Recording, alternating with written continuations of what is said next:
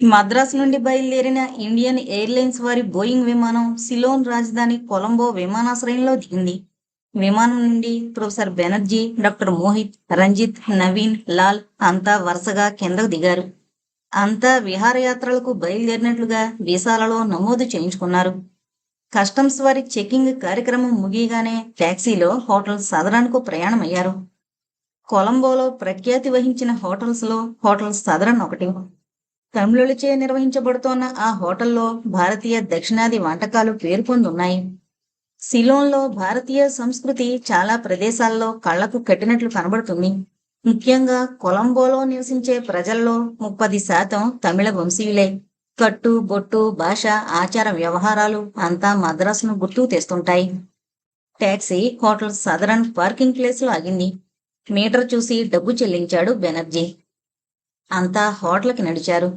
కౌంటర్లో తమ పేర్లు నమోదు చేయించుకుని 2 కాటేజీలు బుక్ చేసుకుని సర్వీసు బాయ్స్ వెంట సామాన్లు తీసుకురాగా కాటేజీల్లో ప్రవేశించారు ప్రొఫెసర్ బృందం. స్నానాధికాలు పూర్తయిన తర్వాత డాక్టర్ మోహిత్ను, లాల్ను కొలంబోను చుట్టిరమ్మని నవీన్ను తోడుగా ఇచ్చి పంపాడు బెనర్జీ. మిస్టర్ రంజిత్, మనం ఒకసారి పేట్రియాట్ షిప్పింగ్ కార్పొరేషన్కు వెళ్ళొద్దామా? అడిగాడు బెనర్జీ. షూర్ సార్, మీ ఇష్టం అన్నాడు రంజిత్.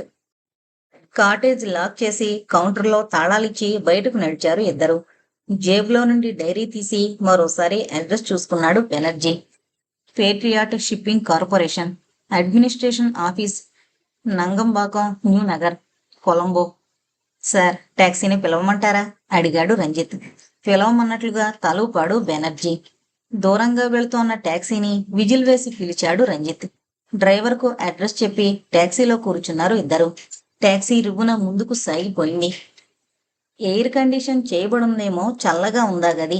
సహజ సముద్ర వాతావరణాన్ని ప్రతిబింబించే అనేక వర్ణ చిత్రాలు గదిలోని గోడలకు అలంకరించున్నాయి.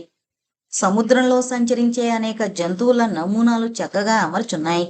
గోడల మధ్యలో అధునాతనంగా ఏర్పాటు చేసిన ఎక్వేరియంలలో రంగురంగుల చేపలు మెరుస్తున్నాయి.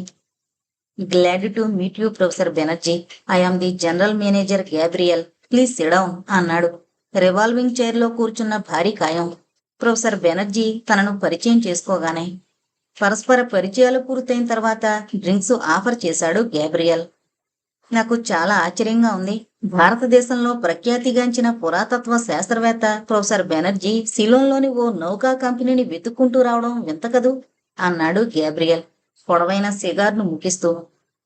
చిన్నగా నవ్వాడు బెనర్జీ. అవసరమైనప్పుడు ఎంత దూరమైనా రాక తప్పదు కదా. ఒక విధంగా పురాతత్వ పరిశోధన నిమిత్తమే మేం మీ దగ్గరికి వచ్చాం అన్నాడు బెనర్జీ. వెల్, మీ ప్రభుత్వం పురాతత్వ శాఖకు ఎంతో చేయూతనిస్తుంది కదా. మీ ప్రభుత్వానికి మించి మేము ఏ రకంగా మీకు సహకరించగలం అన్నాడు గ్యాబ్రియల్. ఇది పూర్తిగా వ్యక్తిగత విషయం మిస్టర్ గ్యాబ్రియల్. ఇందులో ప్రభుత్వ ప్రమేయమేమీ లేదు. కాబట్టి ఈ విషయంలో ప్రభుత్వ సహకారం కూడా ఉండదు.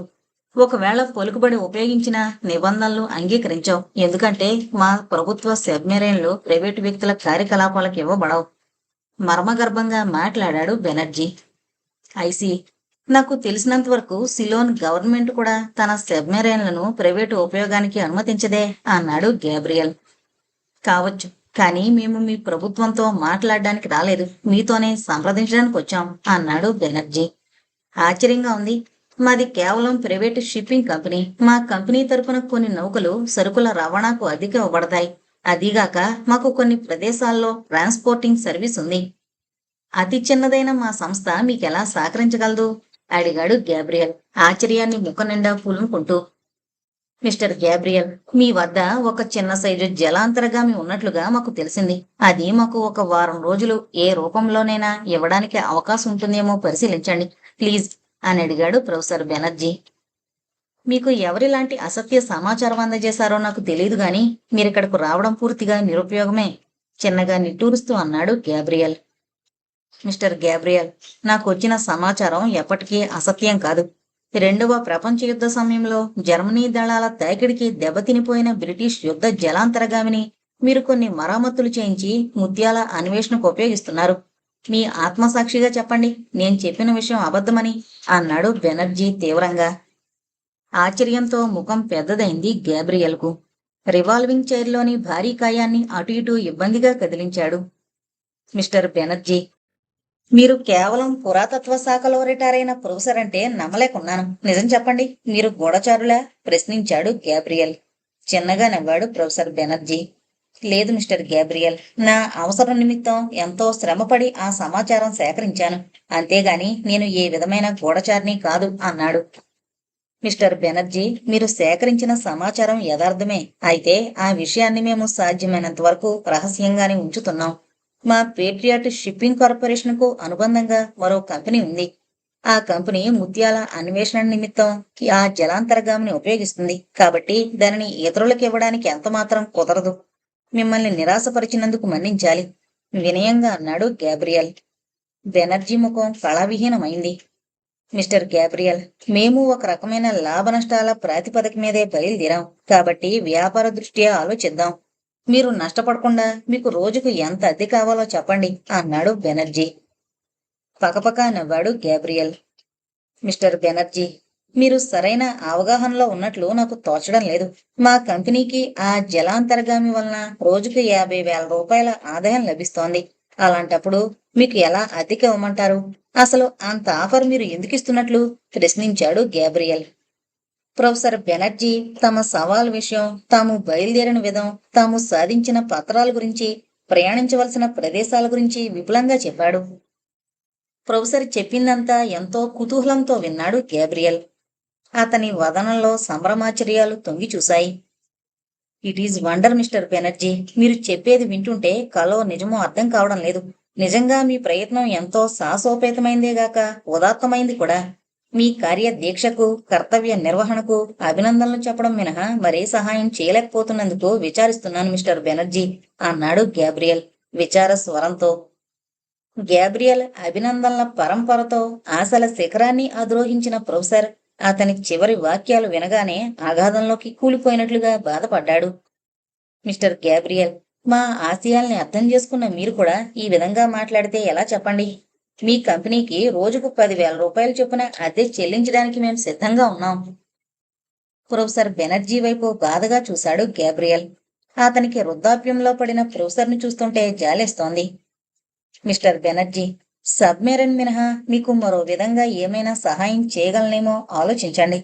ఇప్పటి వరకు ఉన్న మా కంపెనీ బైలాస్ ప్రకారం సబ్మెరైన్ను ఇతరులకు ఇవ్వడానికి అవకాశం లేదు. మళ్లీ డైరెక్టర్ల బోర్డు మీటింగు, వాటి సిఫారసులను ప్రభుత్వ అనుమతి కోసం పంపడం, ప్రభుత్వ పరిశీలన, ఇదంతా కాలహరణం తప్ప మరొకటి కాదు. దయచేసి మీరు మరో ప్రయత్నం చేసుకోండి అన్నాడు గ్యాబ్రియల్. అతని కంఠంలో సహాయపడలేకపోయినన్న బాధ ధ్వనించింది. ప్రొఫెసర్ బెనర్జీ నిరాశగా రంజిత్ వైపు చూశాడు. అదే సమయంలో రంజిత్ మెదడులో ఓ ఉపాయం తళుక్కున మెరిసింది. మిస్టర్ గ్యాబ్రియల్, మీతో మరో 2 విషయాలు మాట్లాడొచ్చా అన్నాడు ప్రప్రథమంగా పెదవి విప్పుతూ. షూర్ షూర్ అన్నాడు కనుబొమ్మలు ఎగరేస్తూ గ్యాబ్రియల్. మిస్టర్ గ్యాబ్రియల్, మీ సబ్మెరైన్ ఒక్కొక్క ట్రిప్పులో సముద్రంలో ఎన్ని రోజులు గడుపుతుంది? ప్రశ్నించాడు. చెప్పలేం మిస్టర్ రంజిత్. వారం రోజులు, 10 రోజులు, ఒక్కోసారి ఇంకా ఎక్కువ రోజులు కూడా సముద్రంలోనే గడపాల్సి వస్తుంది. అయినా దానికి రెస్ట్ ఇవ్వం. ఇంధనం నింపుకోవడానికి తీరానికి వస్తుంది. అదే సమయంలో సిబ్బంది షిఫ్ట్లు మారుతుంటారు చెప్పాడు గ్యాబ్రియల్. వెల్, అయితే తప్పక సహకరించగలరు. దానికి తగిన మూల్యం కూడా చెల్లించగలం అన్నాడు రంజిత్.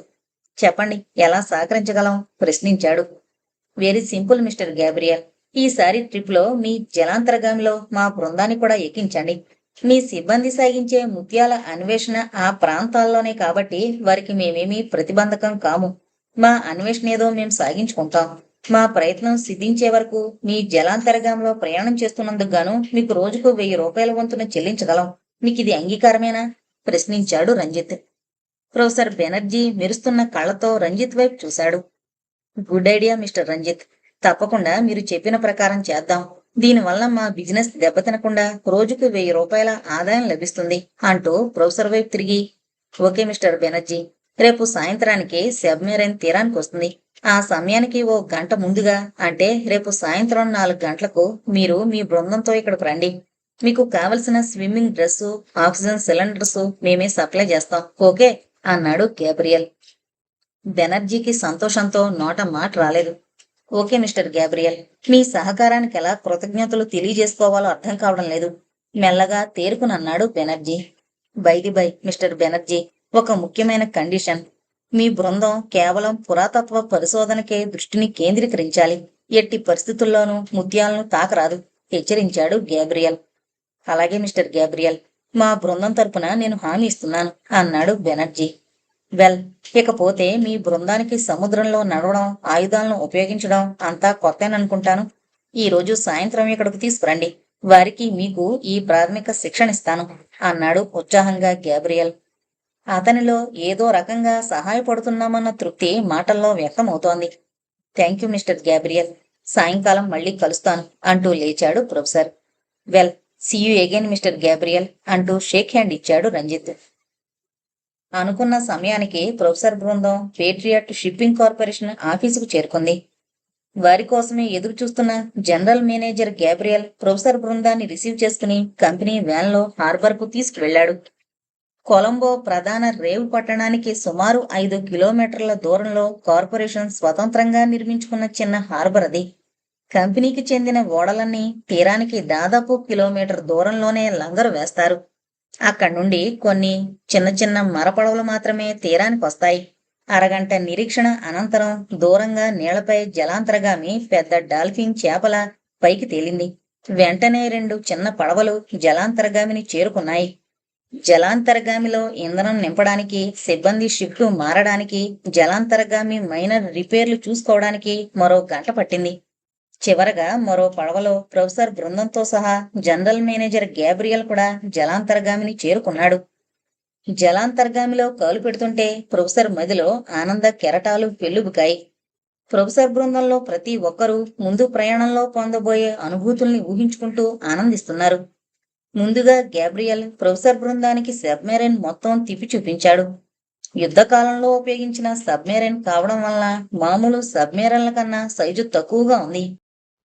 ఆ సబ్మెరైన్ లో మామూలుగా కెప్టెన్ కాక 2 ఆపరేటర్లు, ఒక వైర్లెస్ మ్యాన్, ఒక ఇంజనీర్, ఒక డాక్టర్, మరో 15 మంది సిబ్బంది, మొత్తం 21 మంది ప్రయాణం చేస్తుంటారు. ఇప్పుడు ప్రొఫెసర్ బృందంతో సహా 26. చివరకు ప్రొఫెసర్ బృందాన్ని తీసుకుని కెప్టెన్ రూమ్ లోకి నడిచాడు గ్యాబ్రియల్. గ్యాబ్రియల్ ను చూడగానే కెప్టెన్ వినయంగా ఆహ్వానించాడు. మీట్ మిస్టర్ దేవర్, ఈ సబ్మెరైన్ కు కెప్టెన్, ఉత్సాహం గల యువకుడు, పరిచయం చేశాడు. గ్లాడ్ టు సీ యూ, కరచాలనం చేశాడు ప్రొఫెసర్. మిస్టర్ దేవర్, వీరు ప్రఖ్యాత భారతీయ శాస్త్రవేత్త ప్రొఫెసర్ బెనర్జీ కొన్ని ముఖ్యమైన పరిశోధనల నిమిత్తం మీ వెంటొస్తున్నారు అంటూ తమ మధ్య జరిగిన సంభాషణ అంతా చెప్పాడు గ్యాబ్రియల్. వెల్ సార్, నేను చేయగలిగినంత సహాయం మీకు చేయగలను అన్నాడు ప్రొఫెసర్ వైపు చూస్తూ కెప్టెన్ దేవర్. ఆపరేటర్లు స్టార్టింగ్ సిగ్నల్ కోసం చూస్తున్నట్లుగా క్యాబిన్ రూమ్ కి మెసేజ్ పంపారు. Well mister Banerjee, wish you good luck, వీడుకోలు తీసుకుంటూ అన్నాడు గ్యాబ్రియల్. అంతా చిరునవ్వుతో వీడుకోలు చెప్పారు. గ్యాబ్రియల్ జలాంతర్గామి నుండి వెలుపలకొచ్చి మరపడవ ఎక్కగానే సిగ్నల్ ఇచ్చాడు కెప్టెన్ దేవర్. జలాంతర్గామి మెల్లగా కదిలింది అనంత సాగర గర్భంలోకి. జలాంతర్గామి నీటిలో తిమింగళంలా కదులుతూ ముందుకు పోతోంది. క్యాబిన్ రూమ్ లో పైలట్ తో పాటుగా ప్రొఫెసర్ బృందం కూడా కూర్చునుంది. వెలుపలంతా గాఢాంధకారంగా ఉంది. గ్లాసు విండోల్లో నుండి సముద్రాన్ని పరికిస్తున్నారు బృందమంతా. సబ్మెరైన్ కు నలువైపులా వెలుగుతున్న ప్రకాశవంతమైన ఫ్లడ్ లైట్స్ గాఢాంధకారంలో కాంతి పుంజాల్లా మెరుస్తున్నాయి. కాంతి వర్షంలో తడుస్తున్నట్లుగా రంగురంగుల చేపలు మెలమెలా మెరుస్తూ తిరుగుతున్నాయి. అపరూపమైన దృశ్యాల్ని తనివితేరా చూస్తున్నారు ప్రొఫెసర్ బృందం. ఇంతకు ముందు రంజిత్ కు, లాల్ కు మాత్రమే జలాంతర్గామిలో ప్రయాణం చేసిన అనుభవం ఉంది. మిగతా ముగ్గురికి ఆ అనుభవం చాలా కొత్తగానూ వింతగానూ ఉంది. మిస్టర్ దేవర్, కొలంబో నుండి మన్నార్ అఘాతం ఎంత దూరం ఉంటుంది ప్రశ్నించాడు ప్రొఫెసర్ కెప్టెన్ ను. సుమారు 310 నాటికల్ మైల్స్ ఉండొచ్చు సార్ అన్నాడు కెప్టెన్ దేవర్. మనం ఎన్నాళ్లలో ఆ ప్రదేశాన్ని చేరగలం మళ్ళీ ప్రశ్నించాడు. మీకు పని మన్నార్ అఘాతం దగ్గర ప్రశ్నించాడు దేవర్. అవును మిస్టర్ దేవర్, బహుశా మీకు తెలిసే ఉండొచ్చు. కొన్ని శతాబ్దాల క్రితం మన్నార్ అఘాత ప్రాంతమంతా దీవులమయం. అక్కడ మానవ జాతి నాగరికతతో సంచరించిన చిహ్నాలున్నాయి. ఆ దీవులు కాల ప్రవాహంలో మునిగిపోయాయి.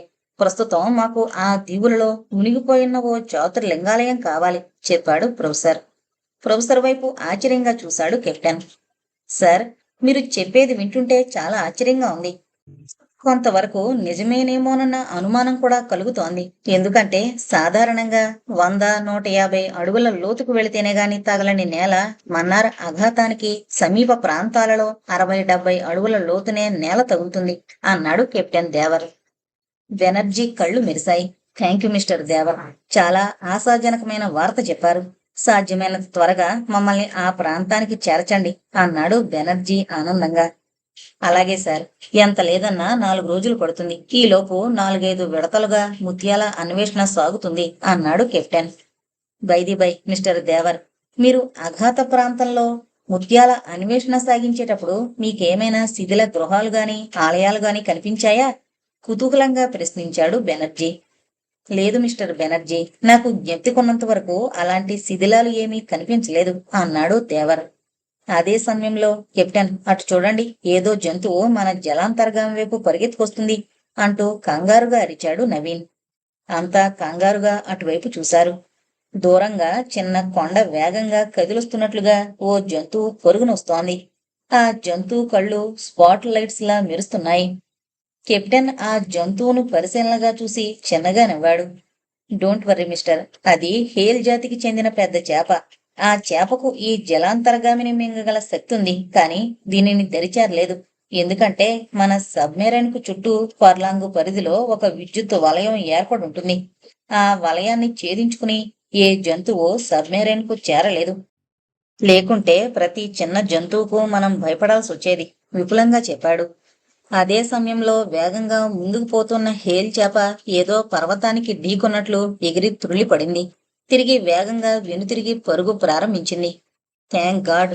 గుండెలపై చేతులు వేసుకుని నిట్టూర్చారు ప్రొఫెసర్ బృందం. కెప్టెన్, మీల్స్ రెడీ అంటూ కిచెన్లో నుండి మెసేజ్ వచ్చింది. వెల్ సార్, మనం డైనింగ్ హాల్కి వెళదాం అంటూ లేచాడు కెప్టెన్ దేవర.